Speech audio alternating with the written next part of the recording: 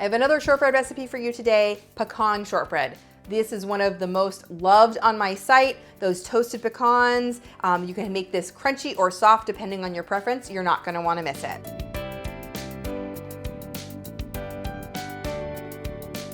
Hey everyone, it's Dorothy with crazyforcrust.com and welcome back to my kitchen. I love shortbread, especially with something added inside, and this has toasted pecans. I love them soft, but some people like them crunchy, and I'm gonna show you how to make them either way. For more delicious desserts and easy recipes, be sure to subscribe to my channel. Now let's get in the kitchen.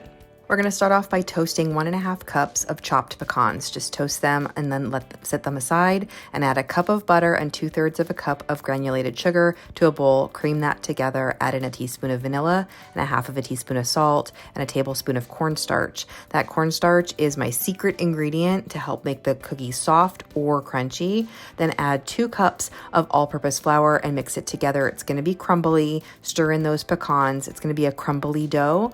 Press that into a 9 by 13 inch. Then bake them at 350 for about 25 to 30 minutes.